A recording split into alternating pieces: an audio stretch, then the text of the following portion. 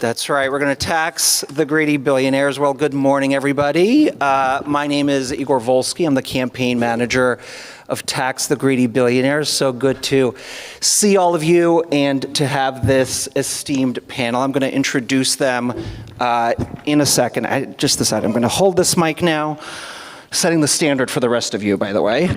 Okay. So tax the greedy billionaires, we believe we have to tax billionaires, not just so they pay their fair share, but so that we use tax as a tool to reduce their power over our economy and over our democracy. And that means, by the way, taxing them to make them less wealthy at the end of the year, right? That's the core piece here. We have a terrific panel here that's really going to dig into the consequences of extreme wealth, how it impacts us in all of our lives. And then, of course, we'll also talk about solutions, right? What can we do to really shift power from the billionaires and from the ultra wealthy to working people and working families all across the country. Here to my right, we have Congressman Maxwell Frost. Please clap. Congresswoman Becca Balint from the great state of Vermont. Greenwell, the author of a terrific book called Bad Company, and Justin Unga from, did I say that right? Yes? Almost. Okay, from End Citizens United. Thank you guys all for being here. So we're gonna chat here on the panel, and then we'll go to you at the end for questions and answers. So jot things down you want to ask as we get going. Congressman Frost, when we talked about this issue, you really framed it in a way that I think kind of sets the stage for our discussion. And that is just this reality that we no longer own anything. We're constantly renting, whether it be the music on our phones, the movies we watch, the followers we have on social media. Yep. They are all rented, mostly from billionaires. Why is that a problem? Yeah, I mean, you said it all. I mean,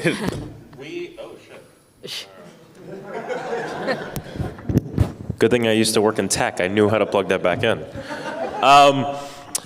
No, I mean, we have an ownership crisis in this country, and I think I really started framing it that way because it's the way that people can understand how wealth consolidation impacts them on their day-to-day life.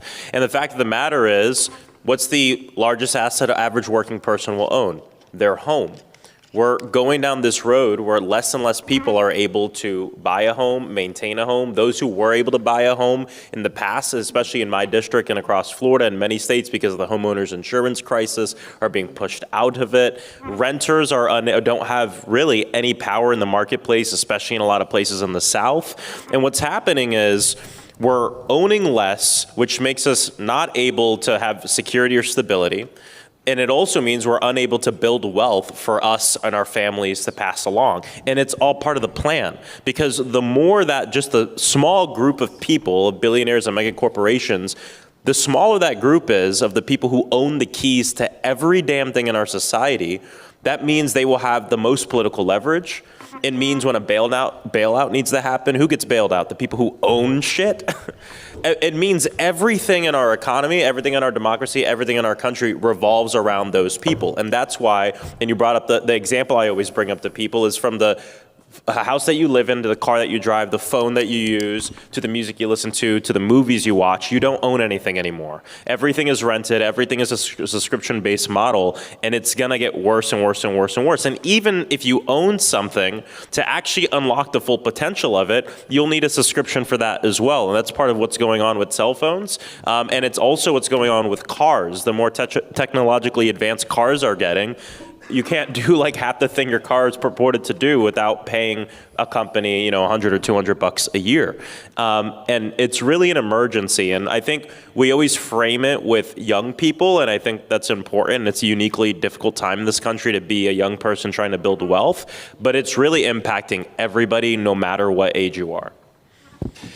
Congresswoman, obviously this crisis that we're having of power concentrated at the very, very top, all of this power in our economy over all this power in our democracy, that crisis is only growing larger, partly as the result of the policies of this administration. Like, for you to talk about that, how they've deliberately redistributed even more resources to the very top, but also partly because of what we're seeing with AI and the accelerant of concentrated wealth that's occurring as a result of AI. So talk a bit about, just over these last 2 years, how we've seen this administration worsen the crisis. Yeah, so look, this administration is making us sicker and poorer, and we see that on the ground. But even if you look at systems that are supposed to be keeping us healthy, I want to tell you a little story. So it was the night before the vote on the one big beautiful bill, right, the Trump budget, and I made sort of a last-ditch plea to some of my Republican colleagues, because I sit on the budget committee, and we'd been in there and we'd been looking at how this was going to increase the deficit and put that burden on our kids and grandkids. But I was looking specifically at the nearly $1 trillion that they were sucking out of Medicaid. And I said to some of my Republican colleagues, do you not understand? Rural Vermont is rural Kentucky, is rural Ohio, is rural Indiana, and you cannot suck $1 trillion out of Medicaid without completely destroying your healthcare system. Because Medicaid is the margin that keeps those hospitals and those clinics open. That just is. You talk to anybody who is within healthcare right now, Medicaid is the piece that makes it pencil out. And they looked at me straight up and said, the thing is, we just don't believe that. We just don't believe what you're telling us. We don't believe those numbers. And so one of the things that I've realized is they're no longer listening to their own constituents. So that is also part of this problem. Because everything is so gerrymandered, they don't actually have to be accountable for people within their own districts who are telling them this is going to destroy us. So when you look at the cuts to Medicaid, when you look at the cuts to SNAP, this budget bill was the largest redistribution of wealth in this country in modern history, which is why they have had to try to rename it, because everybody knows the one big beautiful bill is absolutely just a ripoff for the vast majority of Americans, except for the people at the very top. So now they've renamed it something like the low-income tax initiatives, or the working families. That's right, they're borrowing our language. Thank you, Max. The working families tax initiative. So look, part of them are in a bubble, part of them are there for power's sake, but they are no longer accountable to the people that sent them there. And I know I sort of went down one particular path here, but the other piece I want to really highlight here is Americans get this. They understand it. And so I posted after the inauguration. I went to the inauguration because I wanted to see him swear on the Bible that he would protect and uphold the Constitution. So I was there, and you know who was sitting right behind the president. All of those billionaires. It was just a row of tech bros, essentially. And a few days later, I posted it on Instagram, also controlled by billionaires, posted on Instagram with a classic 1898 or 1889 cartoon from the Gilded Age, with the fat cats sitting at the back of the Senate. It's one of the most famous cartoons ever. That post got so many likes and shares because people get it. We are right back there. We're right back there to the Gilded Age. And of course, part of the reason why people get it is because it shows up every single day in their lives. Megan, your incredible book, Bad Company, really tells different narratives about how billionaire-run private equity is impacting people's housing, is impacting newsrooms across the country, rural hospitals. Tell us that story a little bit, because it's not just the reality that the ultra-wealthy pay very little in taxes, and you have a system that redistributes wealth at the very, very top because they don't pay taxes on most of their wealth. But it's also how that wealth moves through the economy, through mechanisms like private equity, and distorts all of these different markets. Yeah, so I wanted to write my book as narrative nonfiction. I'm a narrative nonfiction journalist, but I really thought that the way to get people actually invested in what private equity is doing to our economy is by telling human stories. So I followed 4 characters who saw their employer, or in one case, their landlord, upended by a private equity acquisition. And I think Igor is right that that's exactly the point, right? So when you run a business in a town, you're flowing the capital throughout the town. When your business is outsourced, consolidated, and run out of a private equity firm in Manhattan, you no longer have that flow of money going through. And so the first section of my book is about Toys R Us, which in some cases is like the least sympathetic villain, right? Because it's a big box chain. Like, who fundamentally cares in the way that you care about a local mom and pop or your local hospital or whatever it is? But Toys R Us in any given community was employing a couple hundred people, right? It was sponsoring the local Little League team. It owned land, and so it was paying local taxes on that land. And so once Toys R Us was bankrupted and then liquidated by its private equity owners, what you saw was all of those benefits just disappeared. You see this with local newspapers too. I think journalists have a tendency to talk about the disappearance of local news in these overly romanticized terms, right? Like, we need media for the future of democracy, all of that. I believe all of that. But there are also a huge body of academic research that shows that if you don't have a strong local news outlet in your community pays more.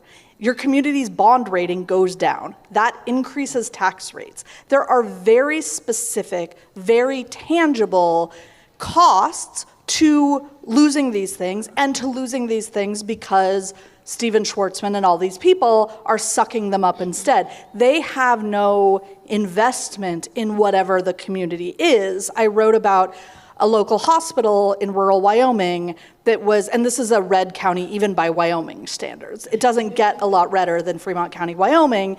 But what happened was everybody was so furious because the Republicans in Fremont County didn't want to see their hospital run out of Manhattan, right?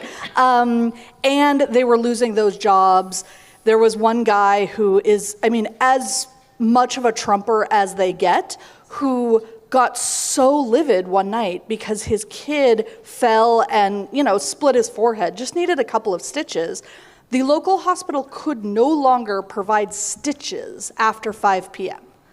because all of the consolidation had gone on, and they also owned the hospital 30 miles away. And so they were saying, well, drive 30 miles if you want your kid to get stitches. That's an unsustainable system, and it's an unsustainable system because, the leaders of Apollo Global Management, who are running that hospital now, have never set foot in that community. They don't care. So to Congresswoman Balint's point,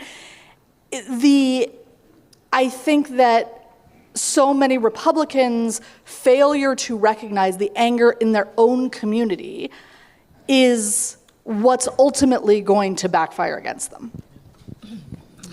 And staying on this theme of folks really understanding the consequences of billionaires really extracting value, right, from hospitals and enriching themselves, and us being stuck with lower quality healthcare, higher prices for healthcare. We are obviously also have a government that is run by a lot of billionaires. And Justin, I'm going to turn to you because End Citizens United recently ran a poll of 62 battleground districts. The poll found that corruption is a top concern for voters across the country. But what really struck me about the results is that 58% of the respondents in those districts said that they have personally been the victim of government corruption, of a government that is prioritizing the interests of the very, very few. And Igor, that's a huge number. That is a huge number, 58%. So just to talk a little bit about this connection between corruption, enriching oneself, and billionaires. Yeah, thanks for the question, and thanks for letting me fill in for our president, Tiffany Muller, who is stuck on a train, and another reason why we need to invest in infrastructure, everybody. Well done. So, to underscore the point, people are feeling it, corruption, and they're understanding corruption every time they fill up the tank, every time they fill up a prescription, every time they buy groceries, Listen, every year, ECU and Citizens United does quantitative, qualitative research to understand how people are thinking about corruption, who is corrupt, most importantly, who is not corrupt, and the most important lesson out of that is that voters think that everybody is corrupt. About half of voters trust neither Republicans or Democrats to fix corruption, and unfortunately, slightly more people believe that Democrats are corrupt. It's really important that Democrats ground themselves in that reality, and it is really a simple fix of articulating your vision for ending corruption, and very importantly, not assuming that because you have a D next to your name that universally it is understood that you're not corrupt, when in fact the opposite is true. I'm going to be reading from my notes because, again, I'm a fill-in. And also, everybody, I'm so brilliant for having participated in the queer bar crawl last night and feeling so great about that. So, the principles we organize around include fighting dark money, saying no to corporate PAC checks, and refusing to participate in insider trading, which in Congress is stock trading. It is also predictive markets, is the emerging thing. It's important that we allow voters to see themselves as the protagonist in this fight, that we are alongside with them, that we are helping them find power in what feels like a powerless moment. Again, every time you pick up a prescription, there's a reason that is costing you so much money. To Igor's point, 58% said they have been personally victimized by corruption in DC. We, in one of our qualitative research focus groups, gentlemen, I'm going to quote him, and I'm going to cuss a little bit because he was cussing.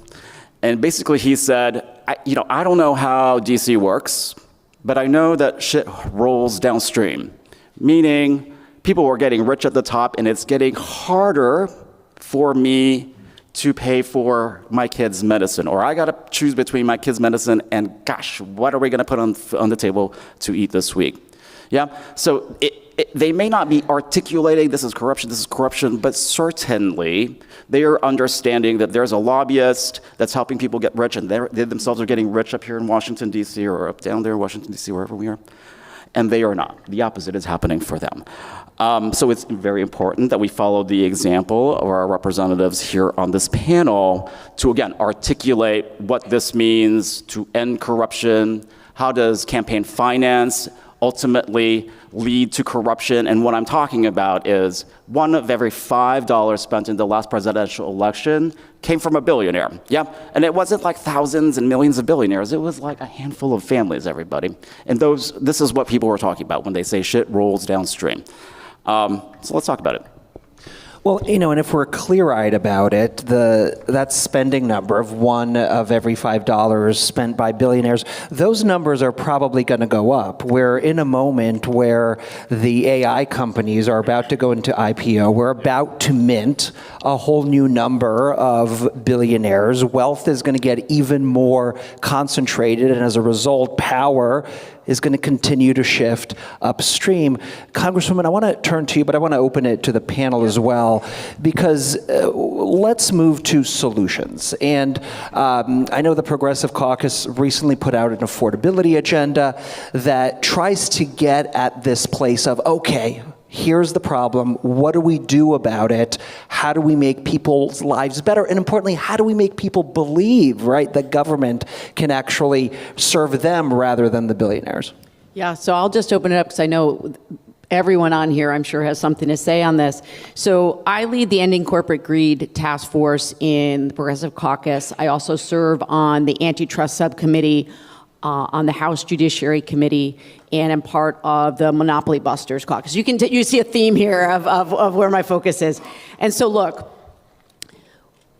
as the lead on the Ending Corporate Greed Task Force, we were able to convene a lot of experts in the field about many different aspects of what we can do to address this gross economic inequality, the second Gilded Age. And we invited experts to come and give us essentially their tax proposals, because you can't talk about any of this without talking about revenue.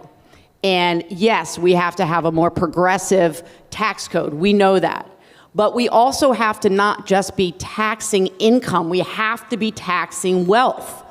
We have to be taxing unrealized gains. People understand this. Again, these are hugely popular ideas, and I'm so grateful that you mentioned this. The Progressive Caucus tested these ideas out in the field, and for every single initiative we have, 3/5 of Republicans out in the field, not Republican Congresspeople, but people who identify as Republicans, people who identify as independents, and as Democrats, we had to have at least 3/5 of the people out in the field believing in these ideas. So we also have to go over after excessive CEO pay. Again, people fundamentally get this. The ratio is so obscene at this point. We have to go after stock buybacks, right? There are all these things that we just accept, that this is just the way that we measure wealth in this country, and if we just had a more progressive tax system, if we go back to the 1980s, look, that's a start. That is a start, but that's not the ending. So would love to open it up to, because I know this is something that you care deeply about too, Matt. Well, I mean, I'll add to this because what you're saying is really important, but part of the problem is Democrats have a credibility problem on this issue. And I think the opening that we have is the fact that this is the most corrupt administration in the history of our country. I think the pendulum is going to swing. I don't think anything's easy. I don't want to say it's easy to take back the House, especially because they're cheating with redistricting, but it is historically in this country easier to gain political power with the current conditions we're in. But the hard thing is keeping it. And that's what we should be in the business of thinking about, is not what do we do to win this election? That's not the real question. The question is what do we do to win the next 5? So we can actually have a governing majority, so we can show people that government can work for them. And part of that is not just what we say, because I mean, we can say the right thing, but the most important part is doing the right thing when we actually have the power, right? Delivering on it. And one of the things I'm very worried about, and hopefully it doesn't end up this way, is for me, we talk about the fact that Republicans are destroying our healthcare system. They're ripping away healthcare from 17 million people through the Medicaid cuts. The rebuttal to that is not vote us into office and we'll get it back for those 17 million people. Right. But the rebuttal is get us into office and we'll make sure every person in this country has healthcare, right? Yeah. Medicare for all. That's what I believe in. But by virtue of being alive, you deserve to be healthy. Vote us into office and we'll do it. And I just think it's important that we have that affirmative agenda, but it's not enough to do that, because what's the question we always get asked? How are you going to pay for it? And a lot of us hate that question. I actually really love that question. By taxing the ultra-wealthy? Exactly. I think it is a perfect question. Tax the rich, tax the billionaires, tax the ultra-wealthy. And I love the Working Families Party frame on the Working Families Guarantee, because it's 5 really important things that people care about: housing, healthcare, there's a bunch of stuff. But the end of it says, how do we pay for it? We tax the rich. And I think that's really important. It polls well with Democrats and Republicans. But again, the most important part is actually doing it. And some people think that we need to have an agenda that when we get in the majority and Donald Trump is still president and he can veto stuff, that we should have things that maybe he will, sign. And of course, we'll always work on legislation, bipartisan, yada, yada, yada. But I think it's really important that in that first month, we pass huge bills that will fundamentally change this economy for working people. And then we spend a year and a half shitting on Donald Trump for not signing it into law, right? And we take that energy to 2028. and force everyone who's going to say, I want to run for president, we force them to talk about their thoughts on the agenda that we pass. I think that's the opportunity that we have coming forward. So again, it's not about just the next election, it's about the next 5, and how do we build power, and how do we have an agenda that we run on, win on, and then, most importantly, do. Can I just follow up? One thing that Max said that I think is so important. It is about changing the conversation and the frame going forward. And the piece that I think many elected officials forget is that, honestly, when we talk about changing the frame or changing the conversation is already happening. It's happening out there among rank and file. And what we need to do is just reflect that in the policy proposals that we put forward. Well, and I'll add to that. So my book came out a year ago next week, and I've basically spent the entire year talking. And often when people ask me about solutions, I haven't done this with Congress people before, so they can close their ears a little bit. But I have said over and over, Congress is not coming to save us here. We know that. So 88% of members of the House and Senate take private equity money. That is an overwhelming number, right? And I think people can get really dispirited by that. The Democrats can retake the House this year, and I certainly hope they do. And also a lot of the things that would fundamentally upend the private equity system will not change. That is depressing on some level. And also, there are so many opportunities to do things that don't require the House and the Senate. One of the most inspiring things about reporting this book was seeing all of the motion that's happening on the state and local level in a lot of places. So Massachusetts, Oregon, Connecticut, a couple of other states just in the last year have passed really interesting laws saying private equity firms can no longer own hospitals. That's right. That is something we don't need Congress to do, right? You can make your state enact that kind of law much more easily than you can make Congress enact that kind of law. And there is some interesting movement on the congressional level now. The House recently voted on a bill saying private equity firms cannot own more than a certain number of single-family houses. That is great. Homeownership is an important part of what we define the American dream to be.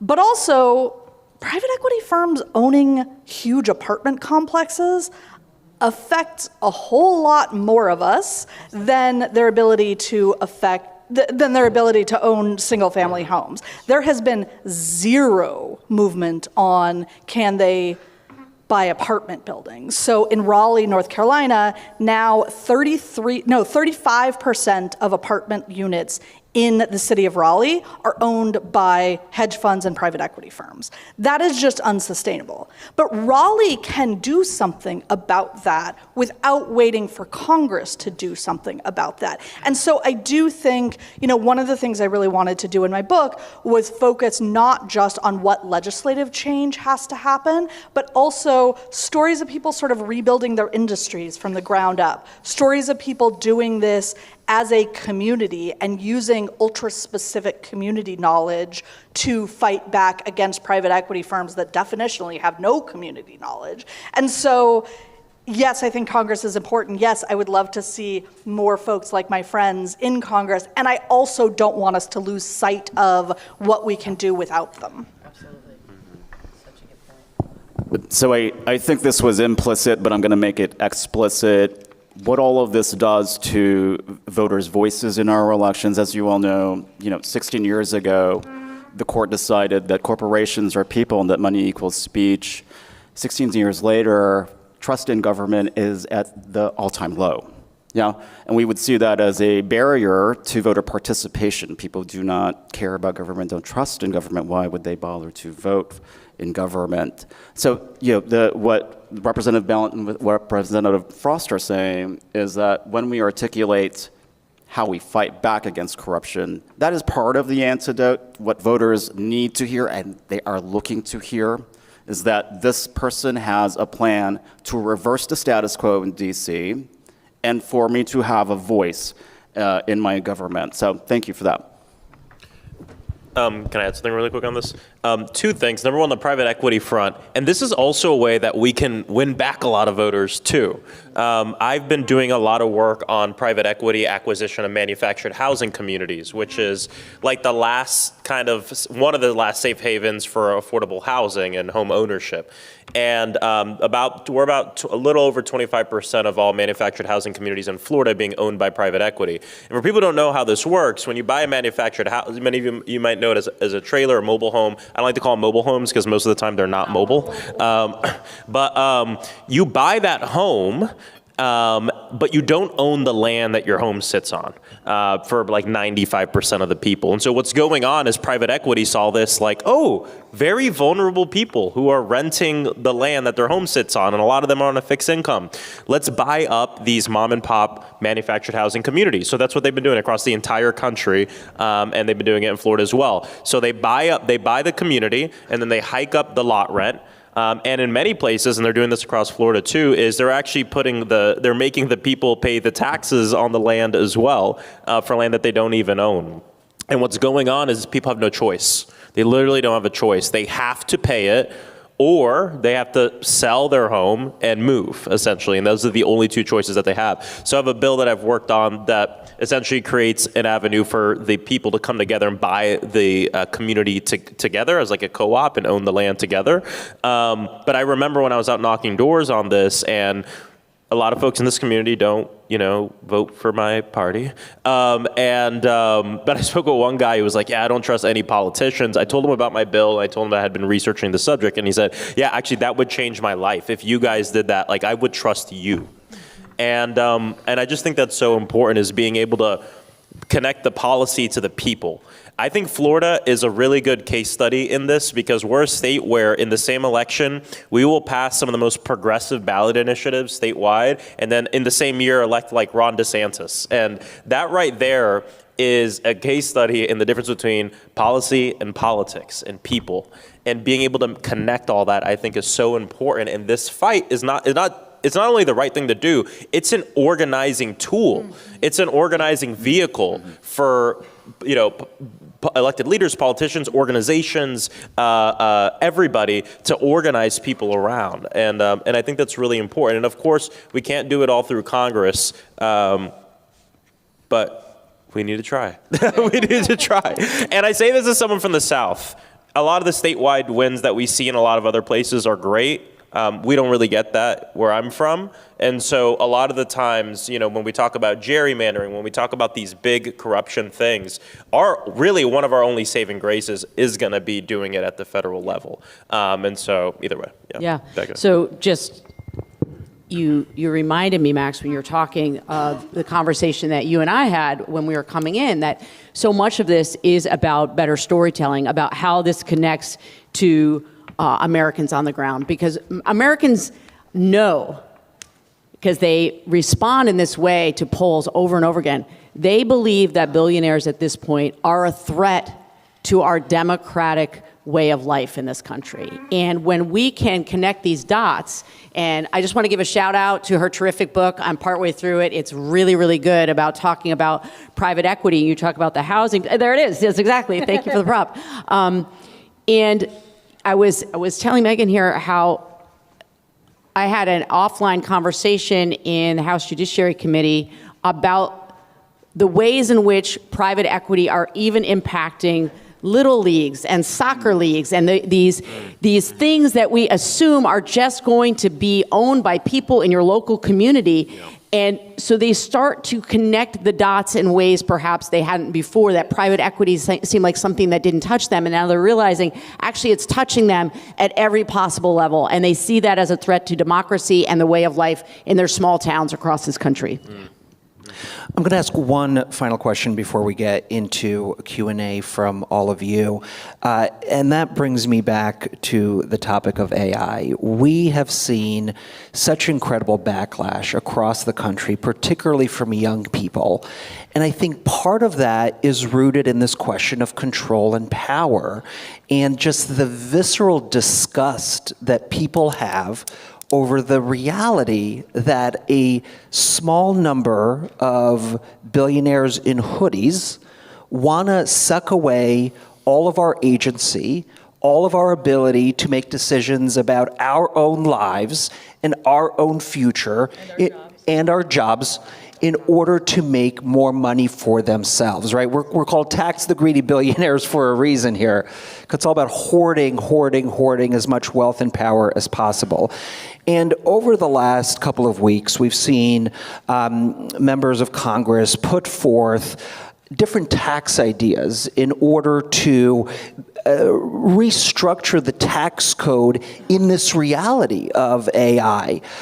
In a world where if labor is devalued, well, how do you treat taxing labor versus taxing capital? To me, you can't talk about AI reform without talking about reforming the tax code and going after huge concentrations of wealth. I'm going to go down the line just very quickly, starting with you, Maxwell. I would love to hear your thinking on this, how those two things are really intertwined. They're very intertwined. And actually,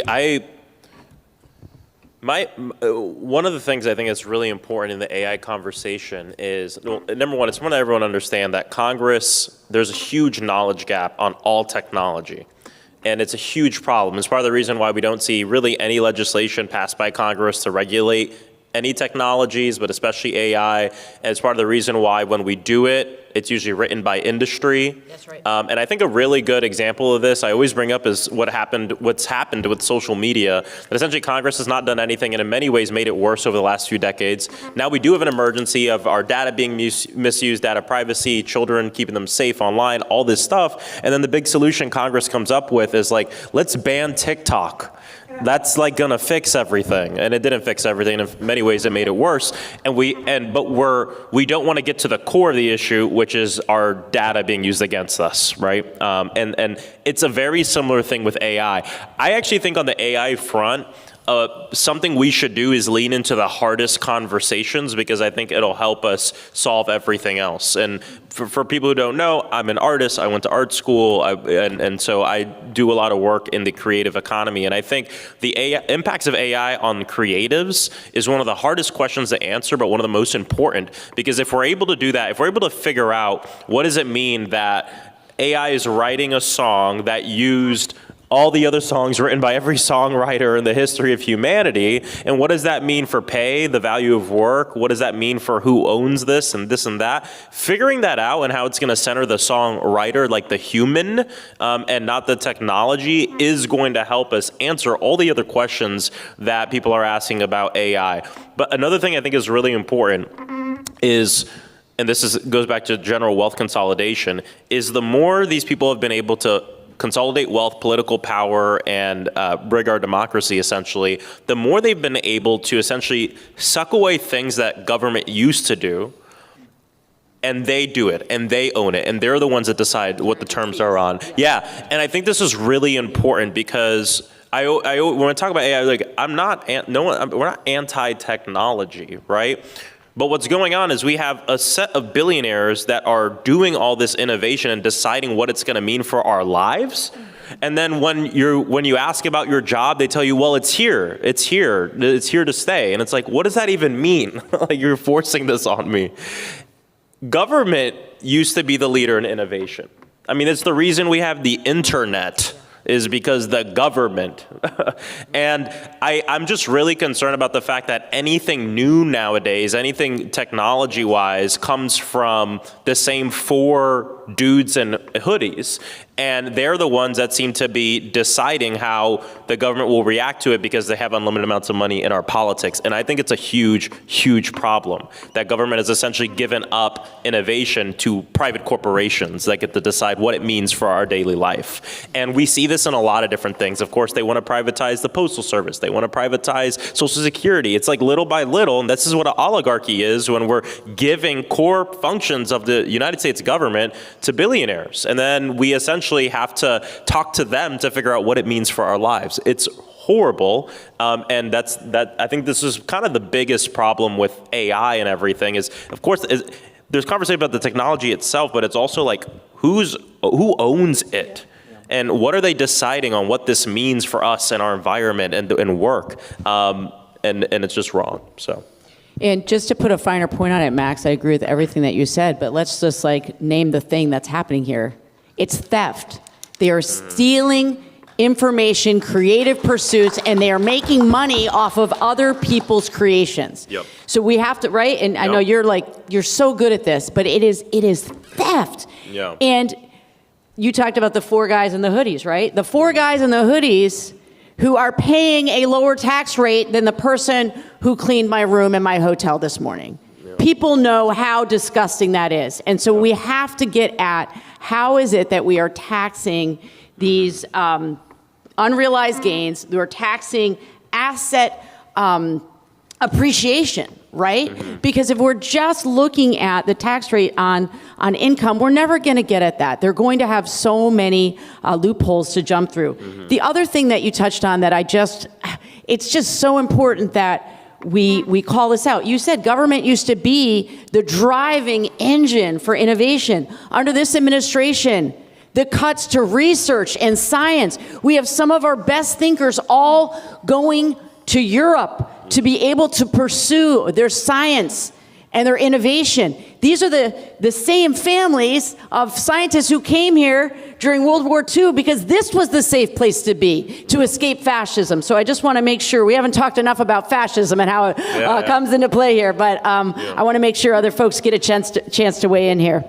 And just to add to what you said, because it's so important, one of the reasons that we're divesting so much in science and innovation is because they want everything to be tied to corporations. Yep, right. People have to realize NASA can't do a damn thing right now without doing it with SpaceX. I hope you all know that. Everything NASA does now has to be with SpaceX because of the defunding and because of the way they've coupled the corporations to an essential government function. And this is what's going on across the board. So sorry. No, that's all good. I'm a freelance journalist married to a research scientist who relies on NIH grant funding. So this is really speaking to me. I think a lot of what has happened here is we have allowed what American capitalism is to be fundamentally redefined. So in the process of reporting this book, I spent a lot of time with the ghost of Milton Friedman, right? And so much of this, right? But even Milton Friedman had a very simplistic definition of what free market capitalism looked like, right? It was, you make a thing, that thing makes money, you then make money.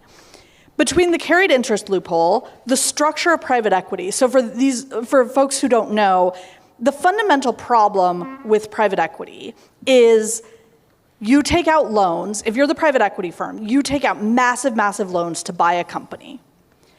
You assign those loans to the company. You, as the private equity firm, are not legally responsible for those loans. So in the case of Toys R Us liquidated. Toys R Us owed about $5 billion. And Toys R Us workers were all guaranteed severance in their contracts, but they were so low down the creditors list in the bankruptcy order of creditors that all $5 billion all of the remaining money had to go to paying down that $5 billion because KKR and Bain Capital they had many more billions of dollars than that, right? But they were not responsible for paying it back. So in some ways, I'm sort of like, okay, well, we could actually go back to a Friedman-esque system, as horrible as that sounds to say, where like the way to make money is you have to make a thing that makes money, and then if we tax those appropriately, okay, fine, wouldn't be my ideal system, but it would be a lot better than what we have now, but because between that incentive system and the carried interest loophole and all of these things, we've ended up with this system where there's this amazing paper that came out in the early 2000s by a University of Michigan professor named Greta Krippner describing what she calls the financialization of the economy, which is that you don't even have to make things to make money. You're making all of your money through tax breaks and financial tricks. So this is a little far afield from the AI question, but I do think it's like the foundation that underlies the AI question and everything else, because it's not just that we have this incredibly unfair tax system, it's also that the tax system doesn't even matter because you can just like offload the responsibility onto all of the working people. It's critically important that we're paying very, very close attention to the rapid proliferation of AI PAC money, and I'm talking about super PACs specifically, who are, again, prolific and have spent already hundreds of millions of dollars in this election cycle, alarming even more so because we're still in the primary cycle, meaning that they are picking who in the primary field will support their agenda. And then even more money will be spent, everybody. It's also important to recognize that AI might think of themselves as a silver bullet, but it is untrue that they're a silver bullet. And I'm thinking about, data centers and privacy as avatars for where people are finding their limits on AI's proliferation. And I'm thinking about the utilities election in Arizona, the SRP election where they elected a utilities board. Big AI partnered with Turning Point USA, fun, to take on that fight, to elect themselves board members to this utilities board, which would then, they also partnered with big data centers so to give way to that. Surprisingly to everybody, there was a slate of green progressive candidates who won that board race, who took over the majority of the board seats. So, AI played big, put a lot of investments in, but people answered back, right? They found their limits, and I think it is really worth our investment to understand how to leverage people finding their limits on this. So I don't believe we have a pass around mic, so if you could stand up and project, yes, ma'am, you ma'am, yes, go ahead. That Peter Thiel has $5 billion in a Roth IRA, which will never get taxed on the capital gains. And the capital gains, what is 20% the highest compared to regular income, 37%? Can we increase the capital gains tax, and how do we tax that Roth IRA? Yeah, increasing the capital gains tax in order to tax the Roth IRA. Maxwell, you want to take this? Yeah, I mean, yes, we want this. I think part of the problem is every time Republicans get in the power, they are able, part of the situation that we're in is Republicans get in the power, they pass a large tax package that makes it so that way they're either cutting capital gains tax, cutting taxes for billionaires, cutting taxes for corporations.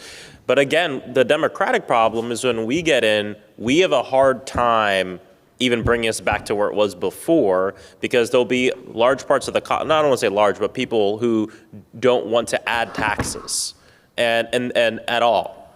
And this is part of the issue that we have. And part of what we're working through is like, when we get back in power, knock on wood, it's not just about railing against what Trump did, but figuring out how do we have, our affirmative agenda, and how are we going to do the things that we actually want to do versus bringing us back to where we were. So I think it's more of a political issue, but I mean, I definitely agree with that. I don't know if you have something to add. This question of unrealized gains, I think there's certainly some members of the caucus who are very nervous about taxing unrealized gains and what will the people think. So we polled in congressional districts, competitive districts across the country.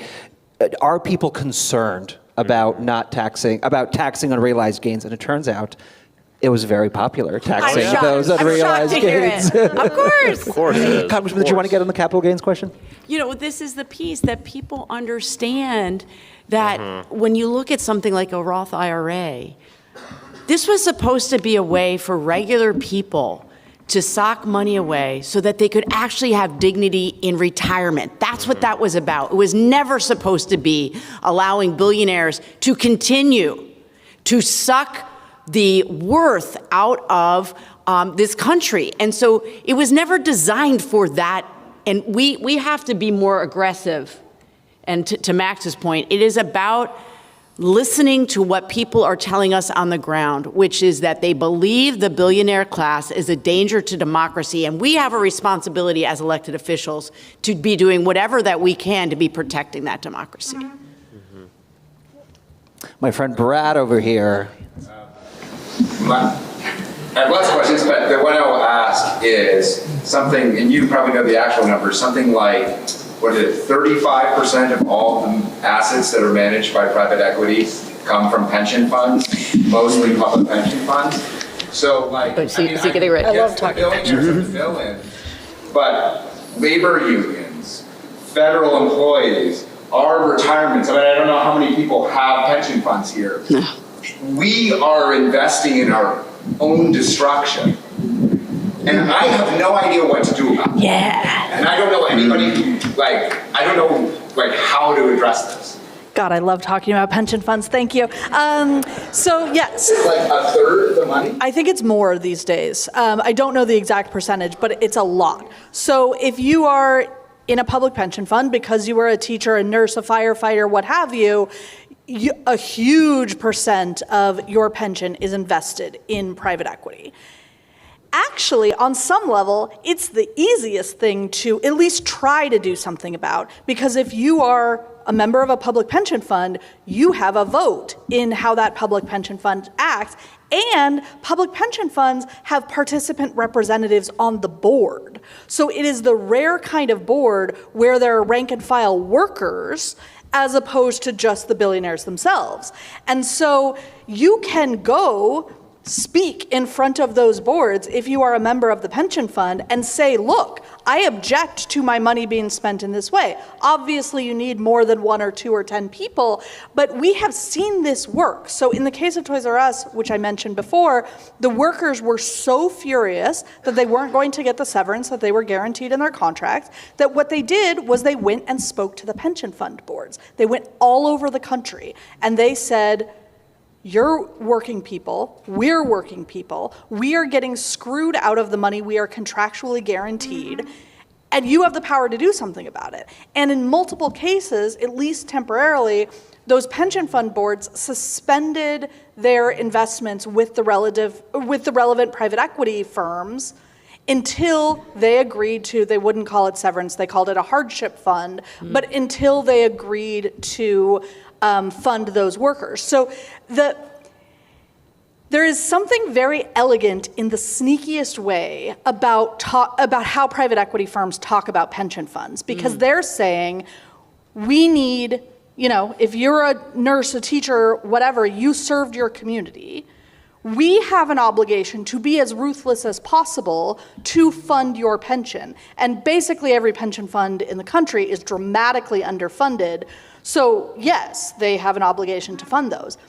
But what that does is it turns capitalism into this zero-sum game for everybody except the people at the very top. That's right. They are saying for all of those teachers and nurses and firefighters to win out, we actually have an obligation to screw over the Toys R Us workers, the janitors at the hospital that we're laying off, what have you. And yet, nobody's making more money than the people at the top of the private equity firms, right? So if we could get more people to stand in front of those pension fund boards and say, actually, it's us who are united against you, Pete Stavros, Stephen Schwartzman, whoever you are, that would be a very canny way of saying it's the working people versus the billionaires rather than the working people versus the working people with the billionaires profiting no matter what. Sorry, that was a very long answer, but I feel very strongly about this. I am so sorry. We are out of time, but please, a big hand to our incredible panel. Thank you all so much.